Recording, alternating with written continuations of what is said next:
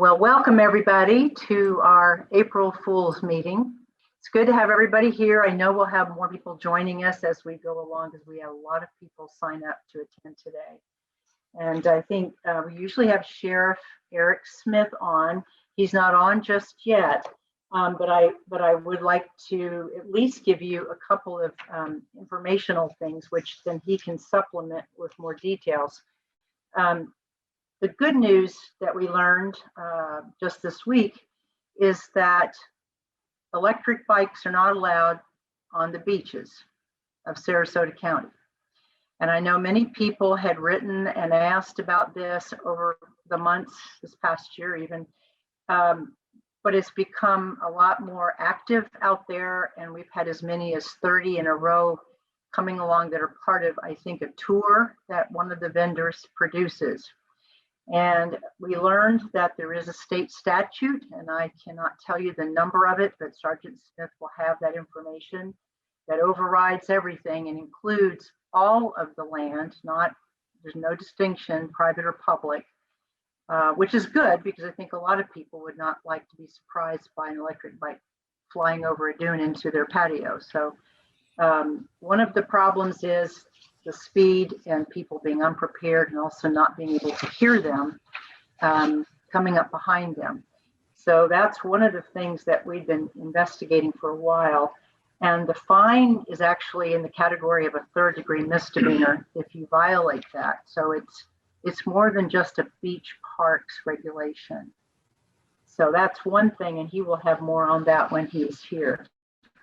The other thing I learned recently, and this was from another meeting I went to, we also have quite a few more sheriff's deputies here on the key than what I realized, and it was actually very gratifying and comforting to know. I think about 14 of the deputies have been on our key at any given point in time. I've often said we only have 3 to 4, but what that means is cars. That's not necessarily all of the actual staff that are here. And they have more than that coming and going on the key, especially right now. I don't know if any of you have had any concerns about that, but when Sergeant Smith gets on, perhaps you can ask him some of your questions. So that's what I have right now as far as that. I think we could ask for questions if you want to just give me a couple, and he can be ready for them when he gets on. Does anyone have any questions about things that you had been concerned about with regard to spring break? If you raise your hand, if you do the little hand signal, I'll know if you want to ask something. Somebody is, Chris Koffler, I think, is saying she would like to ask something. Hi everyone, it's Carolyn Koffler. I'm on Chris's computer. I see that, okay, gotcha. Just a quick question regarding the dredging. There was an article in the ticket today, just a picture saying that the sand removal project should be finished at the end of, I think, next month or this month, which I thought was great. But I wonder if there's anything that has to be done to the pass now that so much sand has been taken away. Are there any plans for anything like that, or? Well, that's a good question. As you may have seen in the paper and heard, we've had one area of the key already with impact, Sandy Cove area. And I think in today's Siesta Sand, there is an article about that where it shows some pictures of what they call avulsion, shoreline avulsion. And it's actually very close to where the dredge was actually anchored and situated while it was dredging some of the sand from the center of the pass. And they are starting to see, well, not only their sand is gone, but the actual land itself has about 2 to 3 feet of actual turf and dirt. And now it's being undercut. That's what avulsion means. And so the water has been going up under the land and actually exposed quite a few tree roots, and it can actually continue to move that way. And it could impact infrastructure for that area. So they have already gone to talk with the city, or will be, if they haven't already. They were referred to the risk manager for the city. We had taken them to the Coastal Advisory Council to ask what should a person do if they're having problems like this. And the county attorney was in that meeting as well. And we got a direct response of a contact at the city to call. And if you would like us to put that on our website, I'm not sure we did just yet, but it was in the article, to call the city about what they can do to help, because we're pretty sure this would have not occurred for any other reason. So I don't know if that helps you or not. We have no plans right now if they're even going to finish at the time they say. So far, Carolyn, we're not really sure they're finishing when they say, but we do believe they have to be done before turtle nests begin. Right. Their permit says they have to be done by April the 15th. Okay. What about seagrass? Mitigate. It's moved to Manatee. Yes, As far as I can tell, they don't think they destroyed any seagrass, and therefore they don't have to replace any.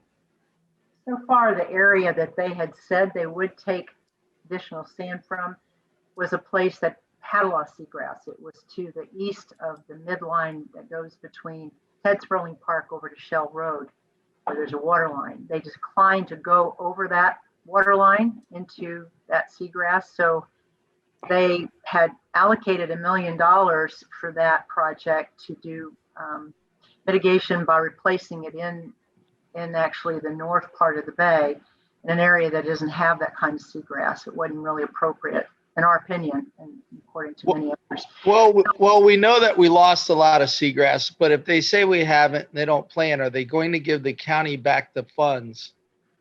Well, no, the county didn't give them money. They had $1 million in their own budget for it, for the city. The city was going to do that. The city County gave $1 million too, remember? I don't know about that, Michael. I'm just talking about the seagrass where they had a contract and they had money allocated for it. And if they don't use that money, then it's still remaining in the city budget. And I'm hopeful that might be something they can restore into the fund that they depleted. They said they have, but then it went away. That might be a source of some funding for people if they are having any compromising areas on the shore. That's my hope. I haven't talked to anybody about that yet, though. Thank you. Thank you, Catherine. Catherine, so I got another question that came through the chat window, indicating that the littering has been a little heavier this year. And I can attest to that because I'm carrying 2 bags instead of 1. So yes, there's more litter. Is there anything that it can or will be done about discouraging this kind of behavior? Like ticketing people, for example? Well, the problem, as it always is if anyone sees it or not. And, when people leave things, you don't always see them do it. We just see where they've been. Right. We are having a cleanup soon, I think, on our Facebook page. If you look there is a call out for that. It's often done in and around the Memorial Day holiday. And if you would like to be a part of that, we're still keeping that up. One year it was so clean that we just couldn't give away all the bags we had. That was really wonderful. And that was year before last. So maybe we need to refresh everybody by doing the same thing again. And that is, we went up and down the beaches. The county provided the bags, and we gave bags to large groups and also to family groups, and said, if you feel like you need one, we've got one for you. And they were always very grateful. So we're going to see if we can do that again. And that's the only plan I know of right now that's an organized effort. But I will mention that to the parks person. I know Sean Yeager is the parks manager right now for all of the beach parks. And if you're seeing it in certain areas, let us know. And maybe they can target those areas for cleanup. That would be one good thing. And also to encourage people to take it away. Anybody else? And I'm not sure what the tickets would be. I don't know. It's probably the littering. I don't know the cost of a littering ticket, but it's just a matter of, I know if I was the sheriff and he was standing here, he'd be saying, well, we have to catch them. We have to see them do it. So the better thing is prevention, is to give them an extra bag and say, we thought you might be able to use that, and see if it helps. Anybody else have a question? We haven't seen Sergeant. No, he's not on right now. Okay. You're up to 39 people, but I have not seen him. I have one other thing I want to give as information that I learned from the sheriff's office this week, which was good news. For many years, we had problems with parking and people would park pretty much wherever they wanted. We thought it would help with the extra parking at the beach. Instead, it seems like just more people are here. And they've been noticing that people park where they're not supposed to. And they've decided that it's okay to give tickets, which is a really big deal. And they've also decided that instead of just using the $25 ticket they've always used locally, they're now issuing tickets under the Florida state statutes for $74. Because we had too many people say, hey, I don't mind spending $25 for a parking spot. And that was often what they would say when they were parked somewhere that they didn't need to be. They didn't care. So I remember paying my own $25 ticket many years ago, and I never went back there. But I think 74 is a quite big change. So if anyone would like to spread the news, just be aware that they are more serious about it. And they're serious about people parking after hours as well in the public beach areas. Once the park is closed, except for parents picking up, kids that might be on the beach late, no one is supposed to be parking in the public beach parking area. And they will come and ticket you. So we're trying to get a little more serious to protect the areas that we have from some of the late night activities that have been really, really difficult for a lot of people that live here. Noise and other things. Anyone have any questions? Is there any idea if they're going to change the hours of the parking lot to 10 instead of midnight? I don't think the sheriff has any activity related to that. That'd be a parks issue, and we'd have to talk with the parks director about that. That is a good question, because one of my questions is if it's actually closed at a certain hour, why isn't it really closed? It doesn't seem to be. So what are the areas that need to be closed that are closer to residential areas, and what areas are okay the way they are? That's a good question for the parks folks. So Catherine, I'm going to bring up the dogs on the beach now. Yes. Again, my nightly walks, I hate to say it. I mean, these people really don't know. We don't have any signs when you come onto the accesses that say no dogs. So they don't have a clue, and it's a real surprise to them when you say something. And the bad news is, of course, I'm in the area where the little birds are nesting. So it's just a shame to see that happen. So can we get some signs or mention to the park that it would be good to post signs that say no dogs allowed, or nesting birds, no dogs allowed? Can we get signs like that? Well, they use the posts where they say no dogs, but they're very hard to read. Yes, they're on there. They were minimalist types of stuff. Yeah, So I didn't see it. They're on those white posts that stick up where it has the circles and the cross through it. Well, I'll have to look, because again, I didn't see it at Beach Access 10. I'll have to go back and look. It might have been more towards the front. Yes, at the very bottom. But I think we might, as I've said before, it might be good to have a targeted area. We have stewards just stationed at certain intervals of the day where that's a greater likelihood to caution people as they come, if we see it, to go back, to put their dogs back. A lot of people are coming from where they're renting, and they could actually put them back in. It is really hard, because they're also not dogs that are disabled friendly dogs. They aren't people that are holding their dogs close to them. And the law is that you have to have them doing the service with you. It can't be just running free on the beach. And in effect, they are not indicated as for that purpose then. So that's a good question to ask, and I will speak to Sean Yeager about that.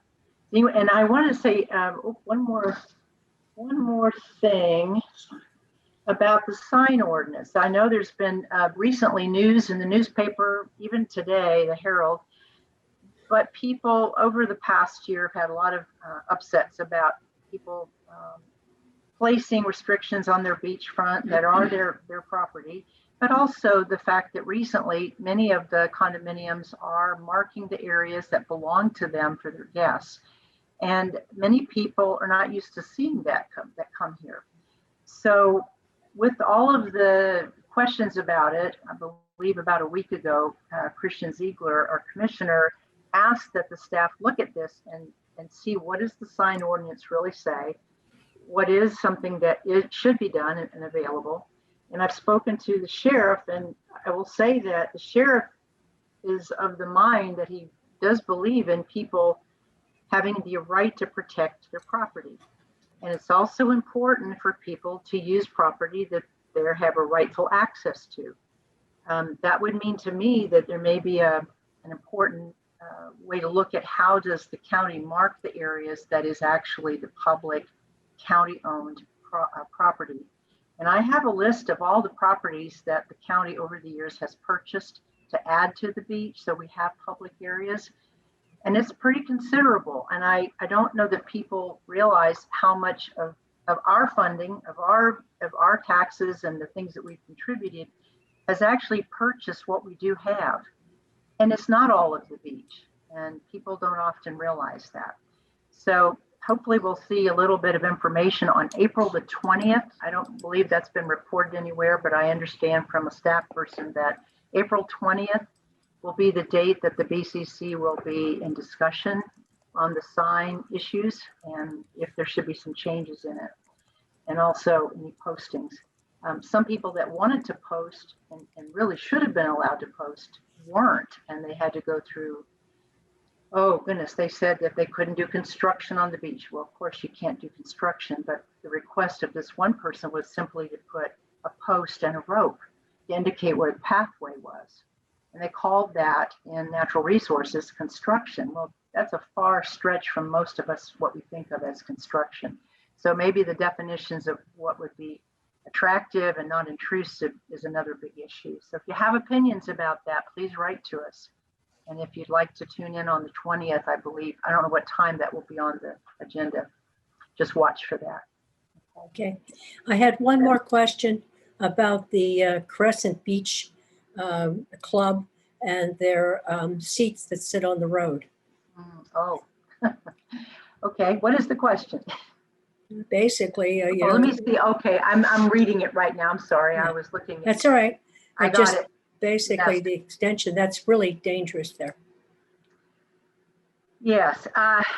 Early on, when the Crescent Club was actually building their addition there, I did call not only code enforcement people, but also the building department and also the traffic people, all three. This was before they actually had completed that. And what I learned is that the Crescent Club, apparently all of its right-of-way is already in the right-of-way.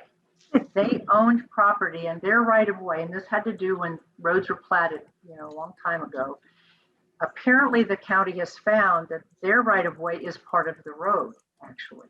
So they haven't actually built into the right-of-way. Where they are is actually the end of their property. Part of this is a problem for the county. It was not properly surveyed. Perhaps it was I think it was almost a one lane at one point in that area. So they were allowed to do that because it actually is exactly where their property ends. And the right of way is beyond that. So that's what my findings were. And I know it disappoints a lot of people, but we were very worried about it. And I wanted to find out the exact facts of this. And I did my due diligence through all departments, and every one of them had been contacted about this. So they know we're all worried about it. And I'm not sure what else we can do unless we do something to reconfigure how the road is used there. And I'm not sure what can be done given Right. how narrow. Erin has her hand up too. Erin, yes. Oh, Can you yes. hear me? Hey, I can, yes. Okay. I've had some complaints from people on our property about noise from that area, and they have been having the last week or two bands playing. And let me just confirm, is it 10 o'clock that they're supposed to stop? I don't know about bars and restaurants. I think there's more of a noise ordinance about the loudness, which has a meter range they're supposed to stay within. And if there is a problem with how loud it is, there's actually a decibel limit. Well, I'm 400 yards north and I could hear it. Right. We were having a lot of those problems in the village a few years ago, and we were Mhm. all walking around learning how to use those meters. The sheriffs were out, we all did. And there's a lot of rules about how do you measure the sound? Is it measured from where it comes from? Is it measured where it ends? But there is a decibel limit, and I believe that after 10 or 11 for weekends anyway, there is a certain decibel limit. And I don't know if anyone else has called the sheriff about the noise. Do you know whether they have? Well, I will, if that's the right way to go, I will do that. I also have concerns about the number of people, if they're exceeding the number of allowed people in that outside area. Because it spills over onto the street, it spills over onto the drive next to it, it spills over onto what sidewalk is there. So that is, and it's very dangerous down there. It is. That's a good thing. If the sheriff is able to make it, I will make sure we ask that of him.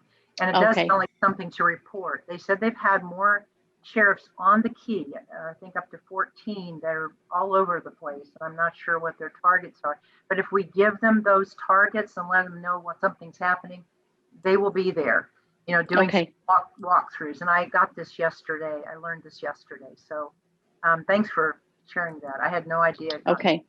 Yeah. Well, that and with the combination of that and how they've expanded outdoor seating at Captain Kurt's, that corner is, I take walks down there, and last week I took a walk and I couldn't get through people just on the sidewalk to walk. It's very dangerous, and it stops. In line, like in line to get in, or? No, just walking across the street, across the walkway. People walk across the pedestrian walkway, so traffic has to stop. So traffic backs up on Stickney Point Road that's trying to turn left to go south. It's a zoo. Now, granted, it is spring break and there's a high number of people here.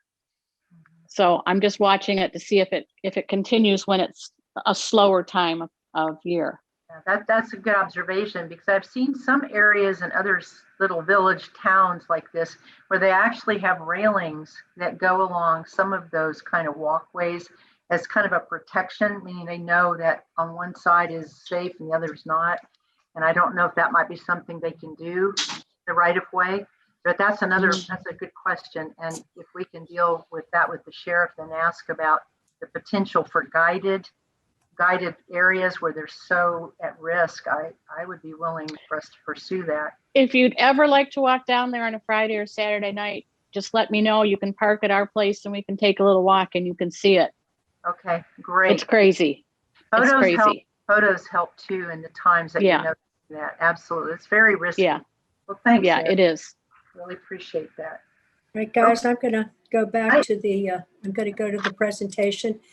Since Dr. Smith. Now, it's about that time so that we have, no, I haven't heard from him just yet. And he's not on. So